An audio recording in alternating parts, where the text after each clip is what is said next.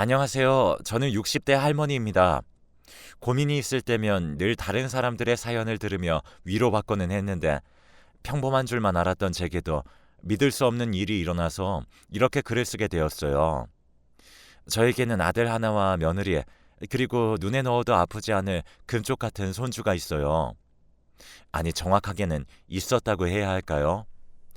애 아빠는 아들 중학생 때 먼저 하늘나라로 가버렸어요. 남들은 보험금 받아 아이들 키운다던데 형편이 어려웠던 우리는 보험 하나 들 돈도 없었기에 그런 건 바랄 수도 없었죠. 그래서 애 아빠 장례가 끝나자마자 시장에서 옥수수를 쪄서 팔기도 하고 겨울이면 풀빵을 팔고 또 그러다 어느 해에는 야쿠르트 장사도 하며 악착같이 아들을 키워왔답니다. 너무 고맙게도 아들은 엇나가지 않았고 반듯하게 성장하여 지금은 세무사로 일하고 있어요. 그런 아들이 결혼할 여자라며 미용사인 며느리를 데려왔을 때 사실 서운하기도 했었죠. 조금 더 좋은 직업, 좋은 집안의 여자일 수는 없었을까 하고 말입니다. 그래도 아들이 사랑하는 여자라니 허락했습니다. 그리고 정말 친딸처럼 품어줬죠. 며느리는 딸이 될 수 없다지만 딸처럼 예뻐할 수는 있을 거야. 내가 많이 노력하마. 감사합니다, 어머니. 저도 많이 노력할게요. 며느라이는 미용사로 오래 일해서 그런지 성격도 싹싹하고 둥글둥글해서 살면 살수록 참 예쁜 아이다 싶었어요. 이런 아이를 부족하다고 생각했다니 그게 참 미안할 정도로 말입니다. 첫 2년 정도는 그렇게 내내 즐겁고 행복한 날들의 연속이었습니다. 아들 내외와는 같은 동네에서 가깝게 지냈는데 부르지 않아도 며느리와 아들은 한 번씩 밥을 먹고 가기도 하고 어떤 때는 하룻밤 자고 가고 싶다며 자고 가기도 했습니다. 어머니, 우리 목욕탕 가요. 어, 갑자기 웬 목욕탕? 저 원래 결혼하면 시어머니랑 목욕탕 가는 게 꿈이었거든요. 제가 등도 빡빡 밀어드릴게요. 아이고, 우리 귀한 며느리. 밖에서도 손 많이 쓸 텐데 내 등까지 밀면 손 아파서 어쩌누. 걱정 마세요. 어머니, 어머니 등 밀어드리려고 연습 많이 했어요. 그래서 남편 등이 좀 까지긴 했지만요. 가끔씩 불쑥 찾아와 목욕탕 가자, 영화 보러 가자 하는 며느리가 참 그렇게 예뻤답니다. 그리고 그런 아이가 아이를 가졌다고 할 때는 정말로 내 딸이 아이를 가진 것처럼 무엇이든 해주고 싶었죠. 아가, 먹고 싶은 거 있으면 뭐든 언제든 말해라. 네 남편이 안 사다 주면 나라도 사다 주마. 역시 어머니가 최고라니까. 아들, 너는 무조건 새아가한테 잘해주고 집안에서 큰 소리 치지 말고 늦게 들어오지 말고 무조건 일찍 일찍 다녀. 알았어? 당신 어머니 말씀 잘 들었죠? 당신 잘못하면 나 어머니한테 다 잃은다. 아들은 누구 엄마냐며 뾰루퉁하기도 했지만 그러면서도 내심 기분은 좋아 보이더라고요. 고부 사이가 좋으면 아들이 행복하다는데 그 말이 정말이었죠. 그렇게 10달이 지나 금쪽 같은 첫째 손주가 태어났고 제 아들 어린 시절을 쏙 빼닮은 그 작은 아이 얼굴을 보자마자 주책맞게도 눈물이 흘러나왔어요. 그런 저를 보며 며느라이도 울더군요. 그렇게 우리는 부둥켜 안고 한참을 울었습니다. 첫째 손주가 태어난 뒤에 며느리와 저의 사이는 더욱 가까워졌어요. 남의 손에 아이 맡기는 게 불안했던 저는 육아를 자처했고 며느리가 미용실로 출근할 때면 손주를 도맡았습니다. 늙어서 어린아이를 다시 안고 업고 달래가며 키우려니 힘은 들었지만 마음만은 뿌듯했죠. 그렇게 시간은 빠르게 흘러갔고 어느덧 첫 손주의 돌잔치 날이 되었답니다. 애들 손님 계시는데 괜히 늙은 할머니가 있으면 불편할까봐 한쪽 구석에 조용히 앉아 있었는데 며느리가 중대 발표라며 한마디를 하더군요. 여러분, 저희 둘째 가졌어요. 둘째 돌잔치 때도 꼭 와주실 거죠? 사람들은 깜짝 놀랐고 저 역시 많이 놀랐습니다. 이제 첫째 돌잔치를 하고 있는데 둘째를 임신했다니. 무엇보다 며느라이의 몸이 상하지 않을까 그게 걱정이었어요. 출산 후 몸조리도 오래 못하고 바로 미용실로 나가 일하는 모습을 보며 내내 마음에 걸렸었는데 이번에는 몸조리라도 확실히 시켜야겠다 마음먹었죠. 며느리의 배가 점점 불러오는 걸 보며 이대로는 안 되겠다 싶어 아이들을 집으로 불렀어요. 예, 아가, 혹시 네가 미용실 그만두면 생활이 많이 힘드니? 네, 아무래도 맞벌이 하다가 홀벌이 하면 좀 그러니까요. 집 대출금도 남아있고 애도 이제 둘인데 돈도 많이 모아야죠. 방긋 웃는 며느리를 보며 더 안쓰러웠어요. 그래서 잠시 고민하다가 중대한 결정을 내렸죠. 그 대출금 내가 갚아주마. 배불러서까지 힘들게 일하지 말고 미용실 그만두거라. 애 낳고 나중에 좀 크고 나서 일하고 싶으면 그때 다시 일해도 되지 않니? 어머니가 무슨 돈이 있으시다고? 이 집 정리하지 뭐. 어차피 나 혼자 살기에는 너무 큰 집이긴 했어. 요 옆 동네에 작은 평수 월세 하나 나왔던데 그리로 옮기면 된다. 며느리는 눈물이 그렁그렁해져서는 제게 안기더군요. 연신 감사하다는 며느리의 머리를 쓰다듬으며 왜 진작 이렇게 해주지 못했을까 싶었죠. 나라에서 나오는 연금으로 월세를 내고 생활까지 하기는 조금 벅찼지만 그래도 저는 괜찮았어요. 아이들만 행복하다면 더한 것도 할 수 있는 것이 부모의 마음이니까요. 저는 그렇게 아파트 옆동으로 이사를 했고 아이들 집을 오가며 손주를 봐주고 며느리의 몸보신을 해주며 둘째 손주의 출산을 기다리고 있었습니다. 그리고 몇 달 뒤에 대망의 그날이 되었죠. 진통이 온 며느리는 아들과 함께 병원으로 향했고 저는 첫째 손주와 함께 집에 남았습니다. 1분이 1시간처럼 느껴진다는 게 무슨 느낌인지 그때 알겠더군요. 몇 시간이나 지나서야 아들에게서 연락이 왔습니다. 엄마, 둘째 나왔어요. 둘째는 딸이에요. 그래. 고생했다. 고생했어. 새아가한테 고생했다고 꼭 전해주고 알았지? 네, 엄마. 아들을 닮은 아들에 이어 이번엔 딸이라니 얼마나 예쁠까. 우리 며느리 닮았으면 미스 코리아에 나가도 되겠네 하며 콧노래가 절로 나오더라고요. 그리고 며칠 뒤 병원으로 갔습니다. 그렇게 신생아실로 향해 우리 손녀를 보러 가니 간호사가 손녀를 안고 나오더군요. 공주님입니다. 축하드려요. 아이고 예뻐라. 우리 손녀 어쩜 이렇게 코도 오똑하니 이렇게 예쁠 수가 있다니. 너무나 예쁜 여자아이였고 이 아이를 낳아준 며느리에게도 너무나 고마웠습니다. 그래서 저는 산후조리원도 제 사비로 끊어주고 매일같이 죽이며 몸에 좋다는 것들은 전부 다 구해서 갖다 바쳤고 첫째 손주도 제가 손주 돌보며 뭐 하나 부족함 없이 몸조리 할 수 있도록 신경을 썼어요. 그리고 제 아들에게도 며느리 신경 쓸 일 만들지 말고 이럴 때일수록 가정에 충실하고 가장의 모습을 보이라고 몇 번이나 일러주었죠. 그리고 아들에게 웃으면서 이런 얘기도 한 적이 있었어요. 아들, 근데 언제 첫째 낳고 둘째까지 가질 생각을 했대? 그거 보통 쉬운 일이 아닐 텐데. 요즘은 임신이 안 돼서 인공수정이니 뭐니 산부인과 들락날락 거리는 사람들이 많다던데 우리 아들은 능력도 좋아? 아, 엄마 부끄럽게 시리. 사실은 나도 언제 임신이 됐는지 모르겠어. 아무리 생각해도 기억이 안 나. 혹시 내가 술 먹고 그랬나 싶기도 하고.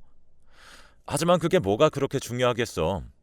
우리에게 소중한 생명이 왔다는 게 중요한 거지. 그래서 앞으로는 더 열심히 살 거야. 엄마 말대로 가정에 충실하며 든든한 가장이 돼야지.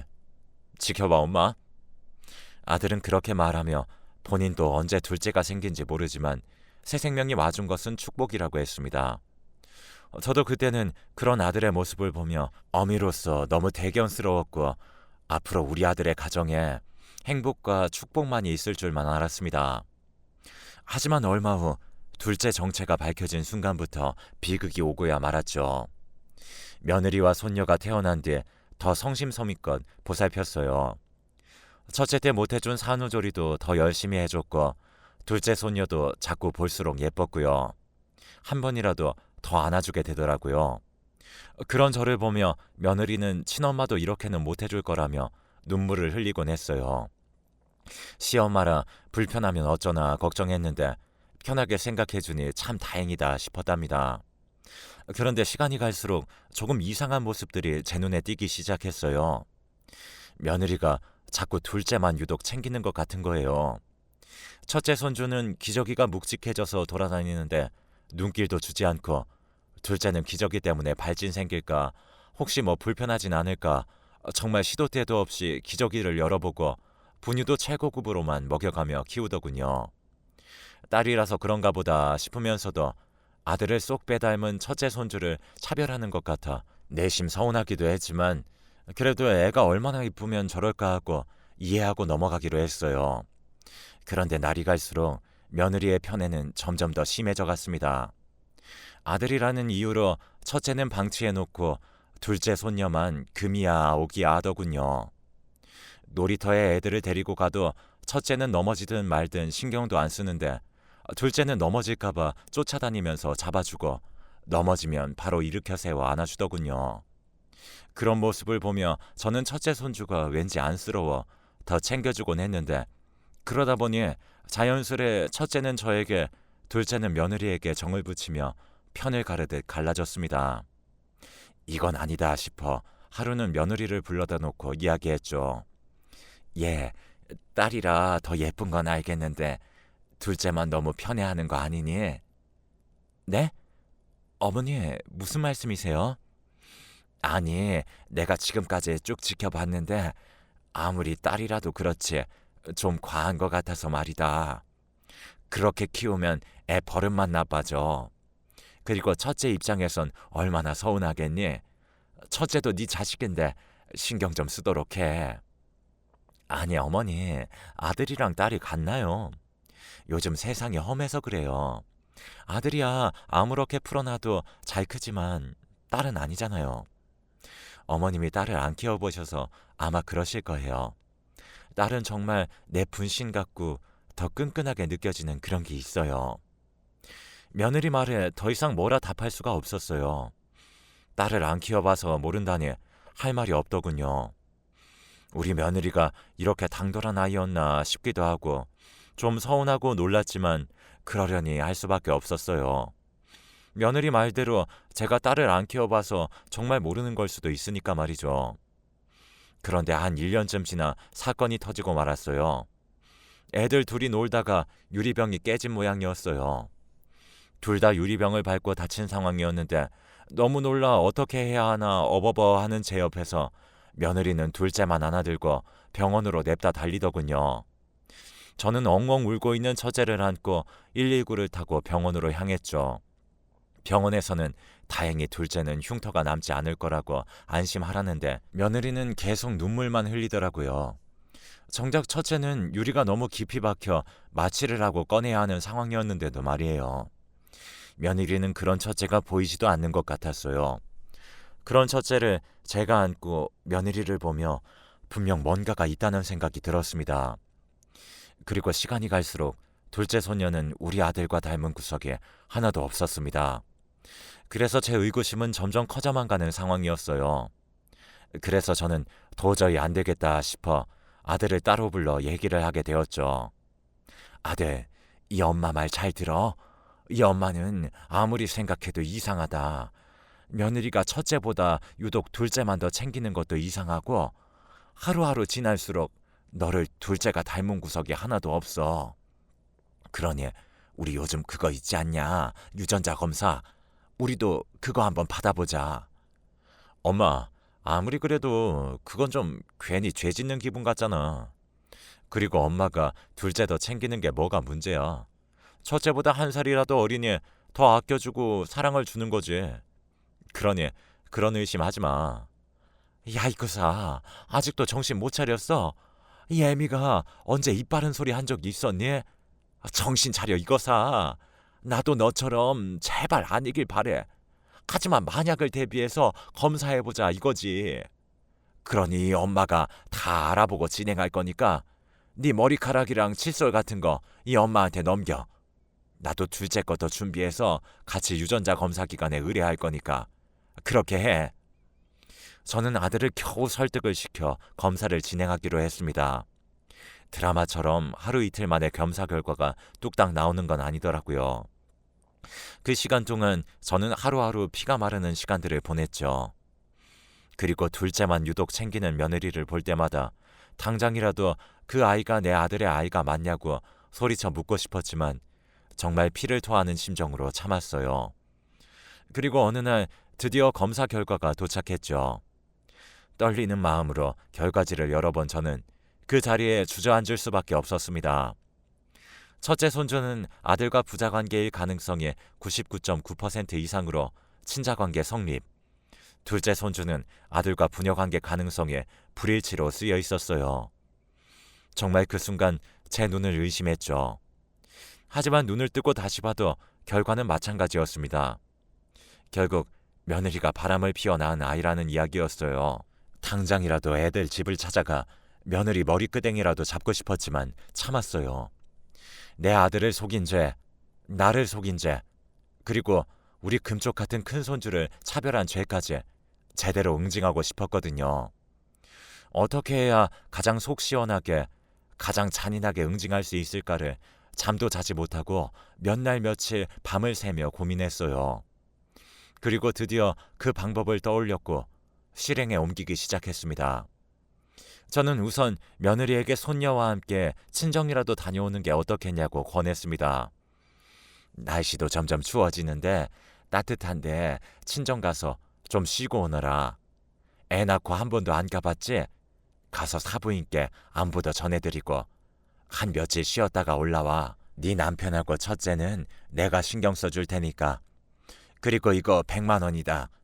가서 부모님 맛있는 거 사드리고 바람도 좀 쐬고 와. 100만 원이 들어있는 봉투를 받은 며느리는 입이 귀에 걸려 신났습니다. 그리고 감사하다며 역시 어머님밖에 없다고 엄지손가락을 치켜 올리는 그 아이의 모습을 보니 그 가증스러움에 뺨이라도 날리고 싶었지만 꾹 참았습니다.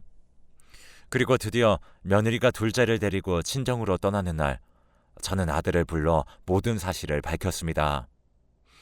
아들아, 네 딸이 아니란다. 아주 고약한 년이었어. 우리 모두를 속인 거라고. 엄마, 진짜야? 아니지. 뭐가 잘못된 거지? 이것이 아직도 정신을 못 차렸어. 여기 봐. 이놈아, 네 딸이 아니라는 증거가 있잖아. 믿을 수 없어.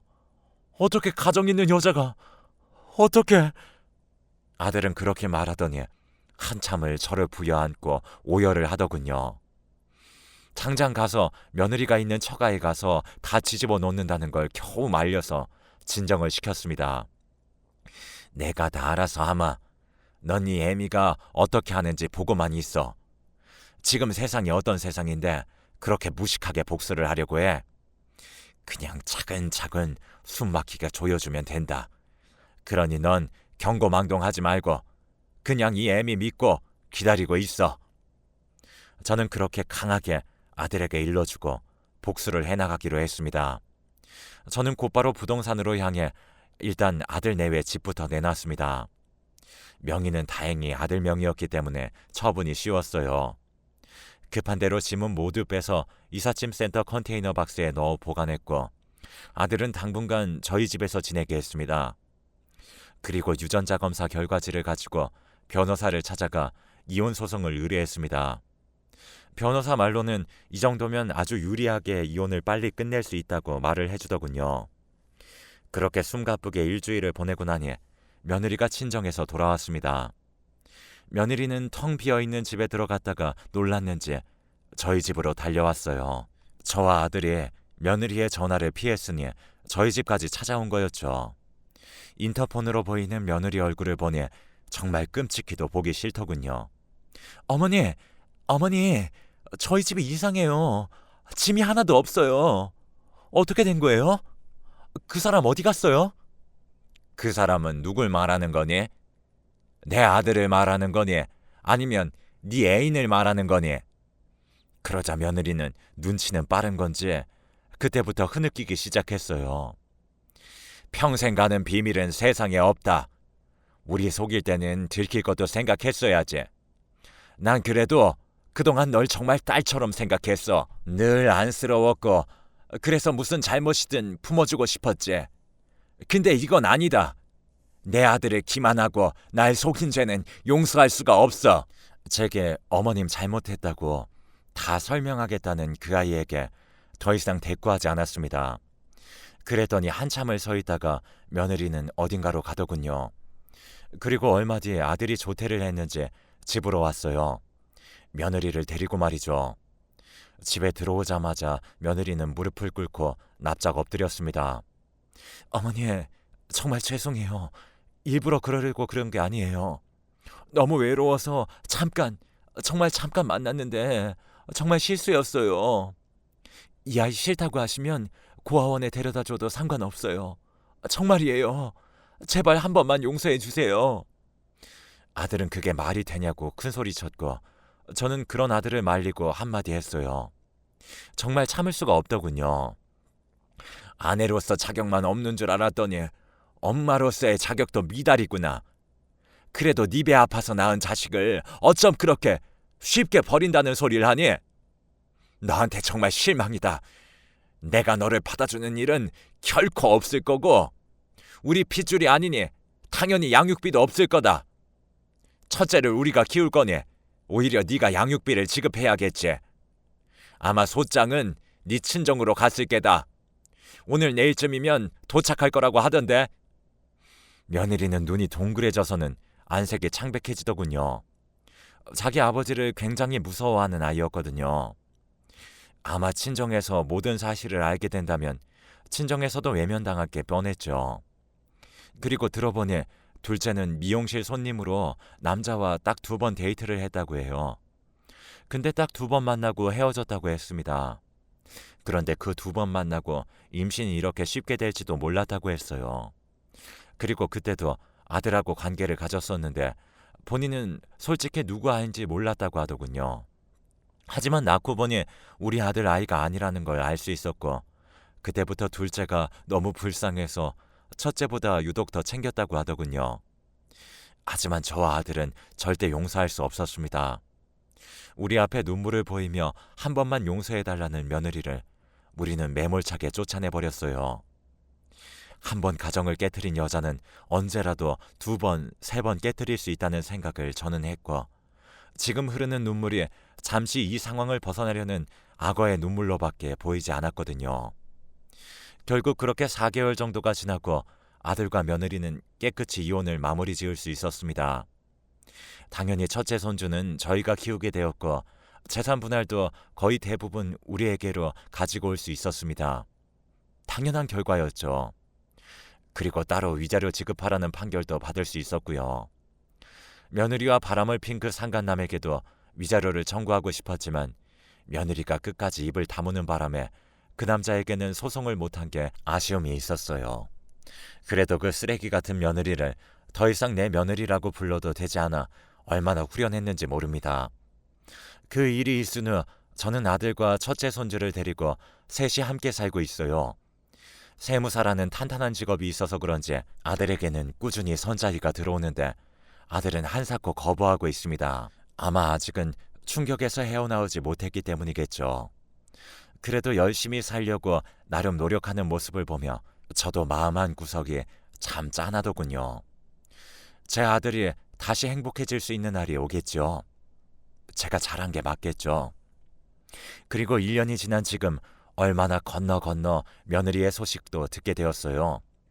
오랜만에 만난 친구가 아들 결혼식 때 봤던 며느리 얼굴을 기억하고는 소식을 전해주더군요. 아유, 이게 얼마만이야? 잘 지냈어? 아들도 잘 지내고? 우리야 잘 지내지. 자기도 잘 지냈지? 아휴, 우리야 뭐 맨날 똑같지. 아니 근데 자기네 며느리 말이야. 왜 우리 동네에 있어? 걔가 어디 있다고? 아니, 우리 동네 다방에 있던데 이혼했다는 소문이 사실이야? 아, 뭐 그렇게 됐어.